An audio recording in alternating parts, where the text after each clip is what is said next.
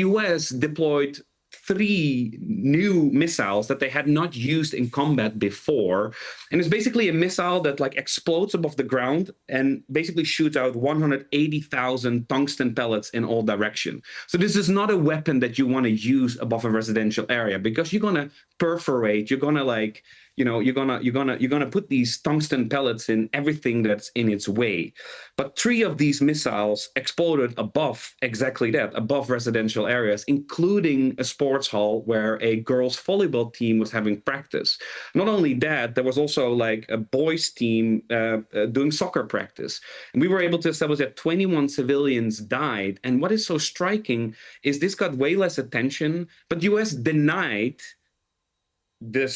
any responsibility and did the same thing. They said, actually, what you're seeing in the video, that's not a US missile, that's looks like an Iranian missile. So they again shifted the blame towards Iran. But we are very confident that this is a US strike. And you see what just happened there?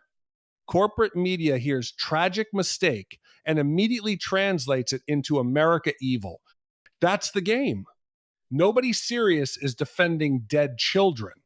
But there's a massive difference between a targeting failure in war and intentionally murdering civilians like terrorist groups do. And notice how the panel barely questions Iran's propaganda, while America gets treated as guilty before the investigation's even finished. That imbalance is exactly why trust in legacy media collapsed. The former combat pilot explained something important. U.S. operators are trained to avoid civilian casualties at all costs because they have to live with those decisions forever. That matters because intent matters. A military trying to avoid civilian deaths is not morally equivalent to regimes and terror groups that deliberately hide around civilians and weaponize tragedy for propaganda. And conservatives are tired of this pattern where every global conflict somehow ends with America portrayed as the sole villain, while hostile regimes get endless excuses and nuance. Investigate mistakes. Demand accountability. Fix failures. Fine. But stop pretending anti-American outrage journalism is objective truth. I want to ask this question of the New York Times reporters to save for a minute. If they can tell us about what's the story about the volleyball game that they also bombed at the same time with an experimental new missile, and they killed 21 girls there, relatively nearby. Was that just a targeting mistake too? The DIA just gave them a bad map? I can see, Christian, you're nodding there, so you know about this. What would you say? Yeah, actually, we've done a very, very deep dive on this. So thank you so much for bringing this up, because I already actually wanted to earlier. I was raising my hands, Piers. I want to say another thing, because I feel like there's a hyper focus, understandably, on Minab, because 120 children have been killed, many more civilians killed, but it is not like one thing, like, oh, this was a mistake, and that's it. And the rest we targeted military sites. And this volleyball hall, this recreational hall that you're referencing here, happened 5 hours after the Minab school bombing.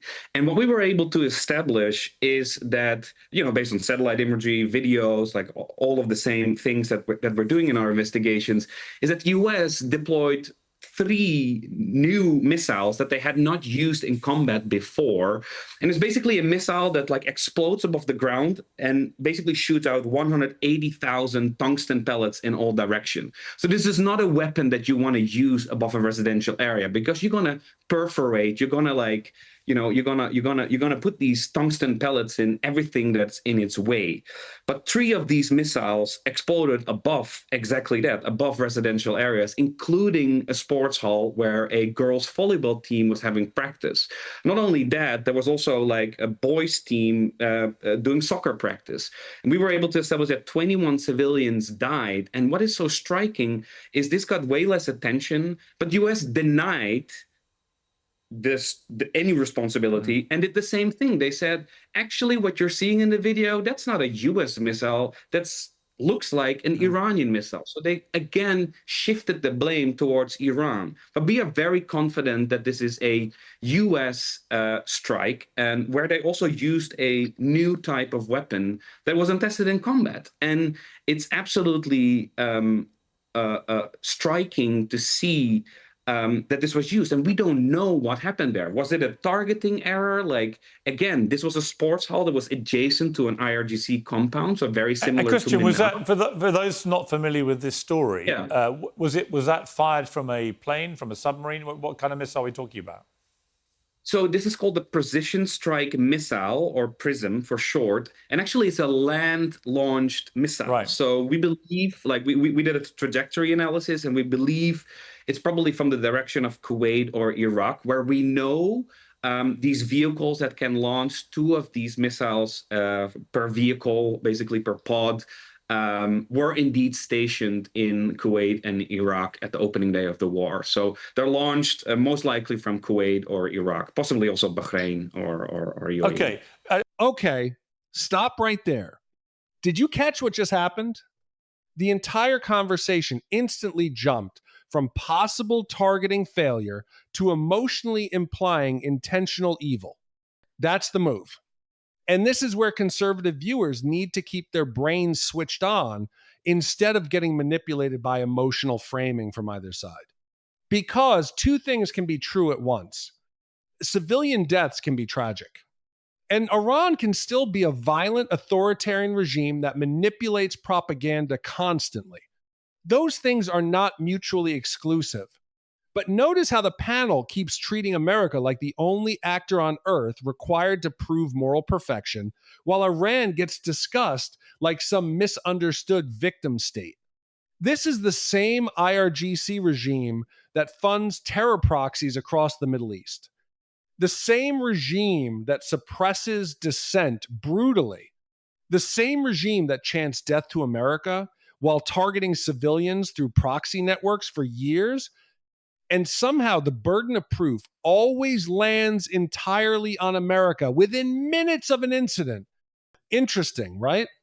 Now, look at the framing around this experimental missile claim. Maybe it's true. Maybe parts of it are true. Maybe the targeting data was outdated. Maybe command made a catastrophic mistake. But what do we not hear? Any serious acknowledgement that wartime targeting intelligence changes constantly. Any acknowledgement that hostile regimes deliberately place military infrastructure near civilian areas. Any acknowledgement that America's military rules of engagement are dramatically stricter than most militaries on Earth. The former pilot tried explaining exactly that. And you could almost feel the room resisting it emotionally. Because once viewers start thinking rationally, the outrage meter drops. And outrage is the business model now. That's why every modern geopolitical conversation turns into moral theater instead of strategic analysis. The goal isn't clarity. The goal is emotional saturation. And here's the bigger issue nobody wants to touch. If America actually starts treating every tragic wartime mistake as proof that the United States military is morally equivalent to terrorist organizations, you don't weaken war.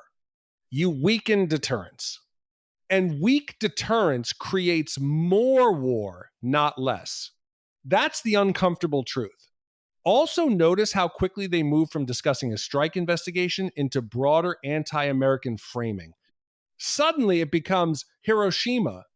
Suddenly it becomes Pearl Harbor. Suddenly America is the singular villain of world history. That escalation wasn't accidental. That was ideological positioning. And Republican viewers are exhausted watching this pattern repeat forever. America makes a mistake? Investigate it. Punish negligence if it exists. Fix targeting failures immediately. Fine. But the modern left-wing media ecosystem never stops there. It always becomes America evil, military evil, Western power uniquely evil. Meanwhile, authoritarian regimes get treated like complicated, misunderstood victims reacting to American aggression. People see through that now. And that's why trust in legacy media absolutely collapsed. Not because people hate truth, because people hate selective outrage. If this panel really cared about civilian life consistently, they'd spend equal emotional energy discussing Iranian proxy attacks, hostage taking, terror financing, and regional destabilization. But they don't, because America remains the main character in their moral worldview. Now, wait until you hear the next section, because this is where the entire narrative starts breaking apart under its own contradictions.